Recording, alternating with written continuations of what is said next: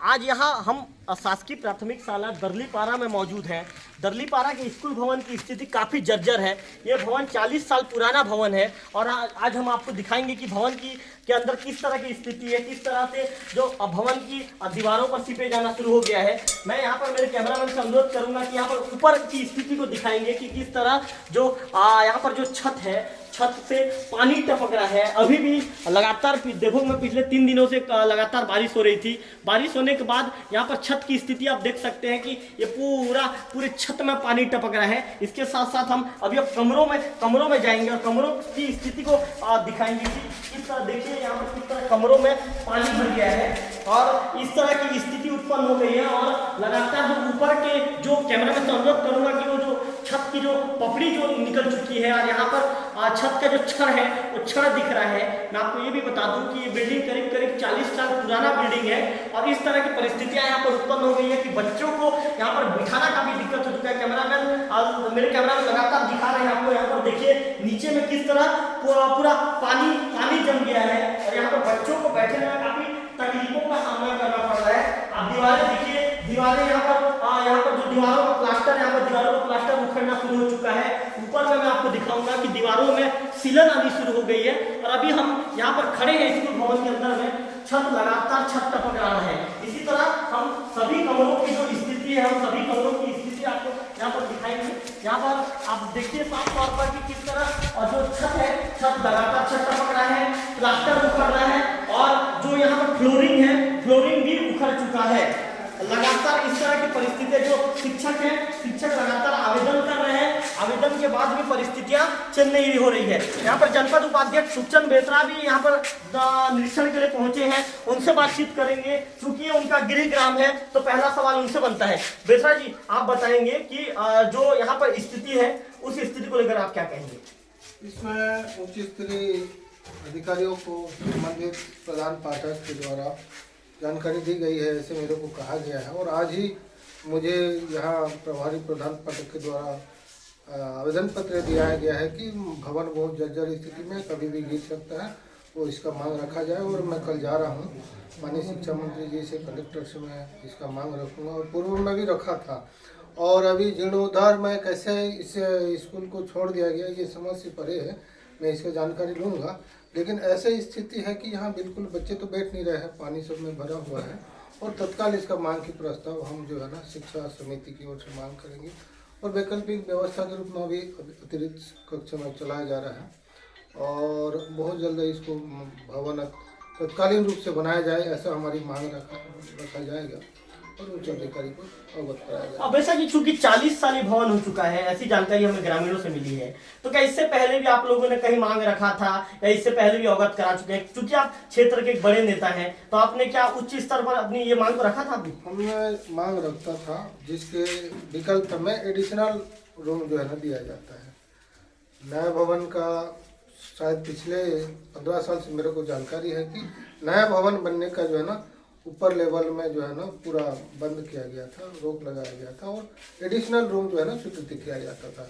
हमने नांगलदी के बारे में भी मांग रखा था, वहीं भी एडिशनल रूम मिला।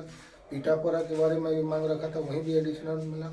यहाँ के लिए भी मांग रखे थे, एडिशनल रूम मिला। और हम चाहते कि नया भवन बने और अच्छे से बने और बच्चों के भविष्य को ध्यान का ख्याल रखा जाए। वैसा कि एक अंतिम सवाल है, चूंकि यहाँ पर 73 बच्चे हैं, आप अतिरिक्त कक्ष की बात कर रहे हैं। अतिरिक्त कक्ष की स्थिति भी हमने देखा, वहां भी पपड़ी निकलना शुरू हो गया है, बच्चे जान जोखिम में रखकर पढ़ाई कर रहे हैं। तो क्या अधिकारी को आप अवगत कराएंगे कि इस तरह की परिस्थितियां हैं? और हमने शिक्षक से भी बात की, शिक्षक का कहना है कि मजबूरीवश दोपहर के खाने के बाद बच्चों को छुट्टी दे दिया जाता है। इस तरह की परिस्थितियां हैं, तो ऐसे में क्या बच्चे पढ़ेंगे और क्या नवा छत्तीसगढ़ करेंगे?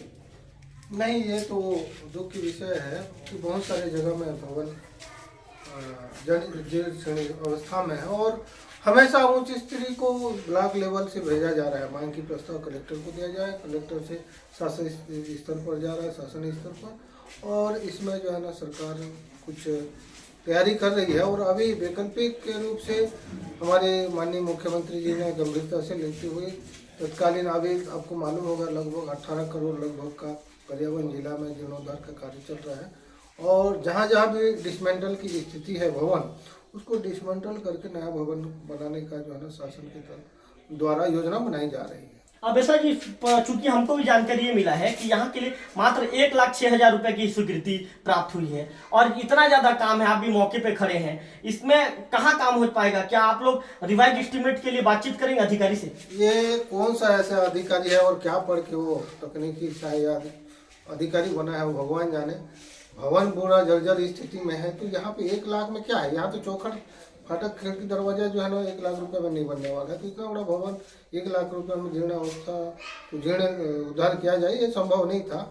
इसलिए हम इसका जो है ना नया भवन की मांग के लिए फिर से हमने आवेदन लिखे। तो ये थे जनपद उपाध्यक्ष सुखचंद बेसरा। उनका साफ तौर पर कहना है कि भवन की जो स्थिति है, भवन की स्थिति को मैं भी देख रहा हूँ, मैंने भी इसकी जानकारी मुझे भी है। उन्होंने यह भी बताया कि शिक्षक ने भी उन्हें बाकायदा जानकारी दिया है, आवेदन सौंपा है कि भवन की स्थिति इतनी ज़्यादा जर्जर है। हमने सुखचंद बेसरा से तमाम मुद्दों को लेकर बात की, उनसे हमने ये सवाल भी किया कि इस भवन की स्वीकृति के लिए मात्र 1,06,000 रुपये की स्वीकृति मिली है। तो उन्होंने सीधा जो जिम्मेदार अधिकारी थे उनकी कार्यप्रणाली पर सवाल खड़ा कर दिया। उन्होंने कहा कि अधिकारी को शायद तकनीकी ज्ञान नहीं होगा, तब इस तरह का एस्टीमेट बनाया है। उन्होंने कहा कि वे जल्द ही शिक्षा मंत्री से मुलाकात करने वाले हैं, शिक्षा मंत्री से मुलाकात कर पूरी वस्तु स्थिति को अवगत कराएंगे और यहाँ के जो मूलभूत समस्या यहाँ के भवन के विषय में बताएंगे, इस समस्या को जल्द दूर करवाने का काम करेंगे। मैं लगातार जो भवन की स्थिति के विषय में बात कर रहा था। मैं आपको दिखा दूं कि किस तरह भवन में जो छड़ दिखना शुरू हो गया है। चूंकि ये 1958 में इसका स्थापना वर्ष है, भवन बने लगभग 40 से 45 वर्ष हो चुके हैं। भवन की स्थिति कितनी ज्यादा खराब है और यहाँ के बच्चे कितनी परेशानी के बीच पढ़ाई कर रहे हैं, ये सोचने वाली बात होगी। हम लगातार बातचीत कर रहे हैं और अभी जो प्राथमिक शाला का जो अतिरिक्त कक्ष है, अतिरिक्त कक्ष को लेकर हम आपको दिखाएंगे कि जो यहाँ पर 73 बच्चे हैं, 73 बच्चे किन परेशानियों के बीच 73 बच्चे यहाँ पर पढ़ाई करते हैं। मैं आपको यहाँ पर मेरे कैमरामैन से कहूँगा कि वो दिखाएंगे कि जो अतिरिक्त कक्ष का जो बरामदा है, बरामदे में यहाँ पर बैठकर पढ़ाई हो रही है और स्थिति यहाँ की भी काफी खराब है। ऊपर यहाँ पे ये दिखाना चाहूंगा कि देखिए यहाँ पर भी छत में लगातार पानी टपक रहा है। छत का जो पपड़ी है और पपड़ी उखड़ कर नीचे गिरने लगा है। काफी परेशानियों के बीच यहाँ के बच्चे पढ़ रहे हैं। यहाँ पर स्कूल में 73 बच्चों के लिए 2 शिक्षक हैं और 2 शिक्षकों की यहाँ पर पोस्टिंग है। लेकिन जिस तरह की परिस्थितियां यहाँ पर उत्पन्न हुई है, अतिरिक्त कक्ष भी वहाँ पर उसका भी छड़ दिखना शुरू हो चुका है और इसी के साथ ही लगातार पानी टपक रहा है। हमारे साथ जो शाला विकास प्रबंधन समिति के जो अध्यक्ष हैं गौतम बेसरा, वो मौजूद हैं। उनसे बातचीत करेंगे कि जिस तरह की परिस्थितियां यहाँ पर है, क्या वो लगातार उसको लेकर क्या बातचीत कर रहे थे, क्या उन्होंने अधिकारी को इसकी जानकारी दी। हालांकि जनपद उपाध्यक्ष ने कहा है कि इस मामले को लेकर शिक्षा मंत्री से मुलाकात किया जाएगा, रिवाइज एस्टीमेट के लिए लगातार वो अधिकारी से चर्चा करेंगे।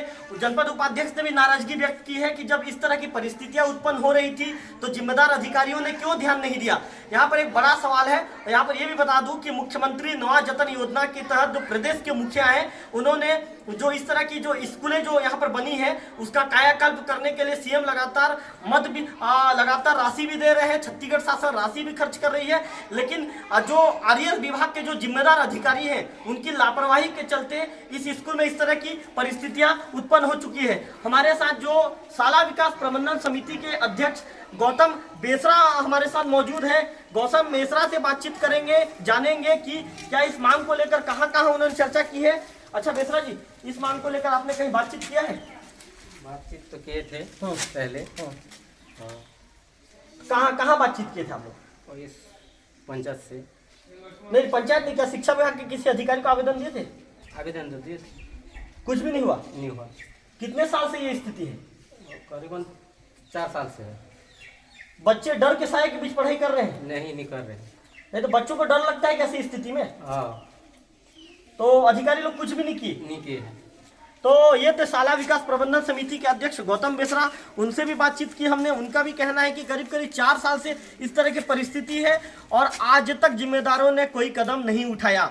मामले को लेकर हम शिक्षा विभाग के जिम्मेदार अधिकारियों से भी सवाल करेंगे और आरएएस विभाग के जिम्मेदारों से भी चर्चा करेंगे कि आखिर जब इस तरह की परिस्थितियां हैं तो जिम्मेदार क्यों आंख मूंदे बैठे हैं।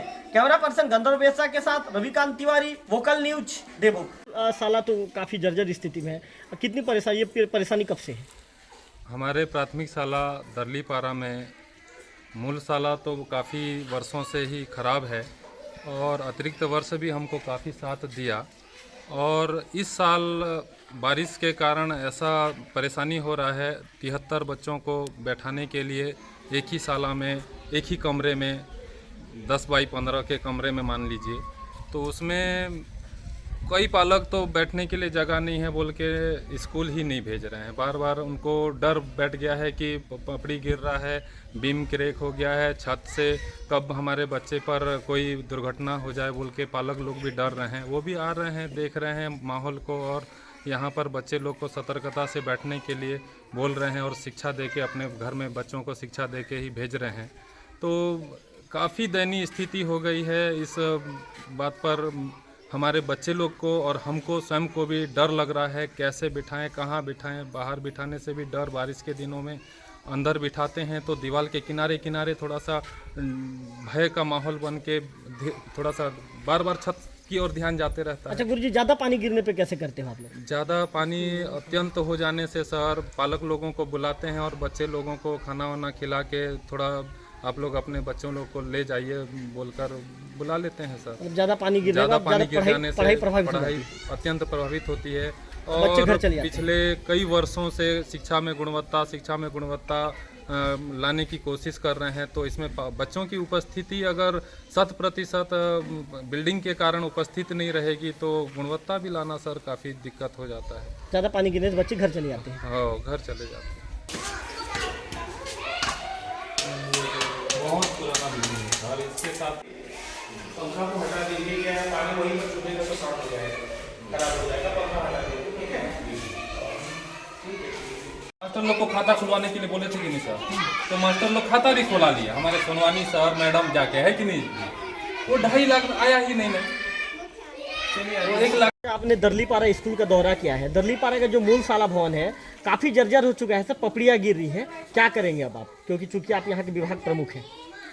पपड़ियाँ गिर रही है, सही है, और एस्टीमेट तैयार करके भेजा गया था, मरम्मत की राशि आई है, नाकाफ़ी है, और इसके लिए रिवाइज एस्टीमेट आरएस के द्वारा भेजा भी गया है जिला कार्यालय को, और अगर राशि स्वीकृत होकर के आती है तो इसका तत्काल मरम्मत हो जाएगा। जो साहब, आपके शिक्षक का कहना है कि अब डर के चलते पालक बच्चों को स्कूल भेजना बंद कर चुके हैं, और हमने भी देखा यहाँ पे दर संख्या 73 है, लेकिन यहाँ पे संख्या काफ़ी कम नज़र आ रहे हैं, तो क्या कहेंगे भी साहब अब जो लोग? नहीं, वजह बिल्डिंग के कारण नहीं, हमारे पास अतिरिक्त कमरा है, उसमें हम आराम से बच्चे को बिठा सकते हैं। समस्या बच्चों के नहीं भेजने की हमारे लिए समस्या सिर्फ बिल्डिंग नहीं है, बल्कि बच्चे नहीं आ रहे हैं, इसके लिए हमारे शिक्षकों को काम करना पड़ेगा।